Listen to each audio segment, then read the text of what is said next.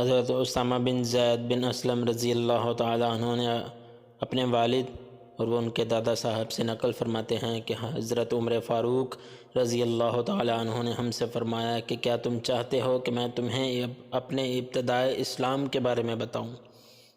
ہم نے کہا ہاں۔ تو فرمایا کہ میں رسول اللہ صلی اللہ علیہ وسلم سے سب سے زیادہ دشمنی رکھتا تھا۔ میں صفا کے قریب ایک گھر میں آپ نبی کریم صلی اللہ علیہ وسلم کی خدمت میں حاضر ہوا اور آپ کے سامنے آ کر بیٹھ گیا۔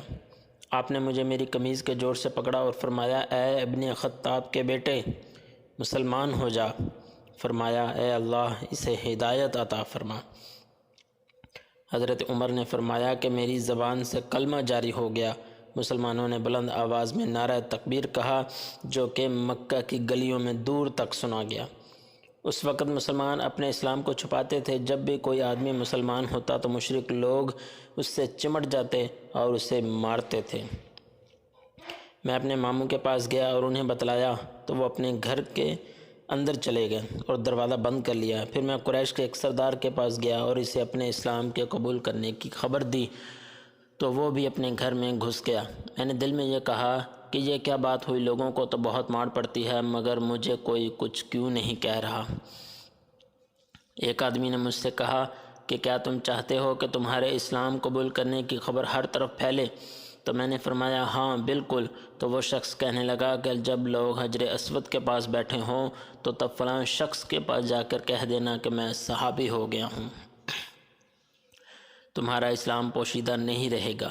چنانچہ میں اس شخص کے پاس گیا اور کہا کہ کیا تم جانتے ہو کہ میں صحابی ہو گیا ہوں؟ وہ فوراً اونچی آواز میں پکار اٹھا کہ خطاب کا بیٹا صحابی ہو گیا ہے۔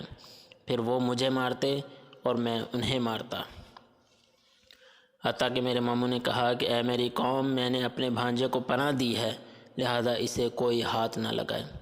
تو وہ سب مجھ سے ہٹ گئے اور پھر میں نہیں چاہتا تھا کہ مسلمانوں کو مزید ظلم سہتے دیکھوں۔ بس جب تمام لوگ حجر اسود کے پاس بیٹھے تو میں نے اپنے ماموں کے پاس گیا اور کہا سنو۔ فرمایا کیا سنوں؟ میں نے کہا تمہاری پناہ تمہیں واپس لوٹا رہا ہوں۔ اس نے کہا کہ ایسا نہ کرو۔ میں نے انکار کر دیا۔ اس نے کہا کہ پھر جیسا تم چاہو، اور پھر میں مار کھاتا بھی رہا اور مارتا بھی رہا۔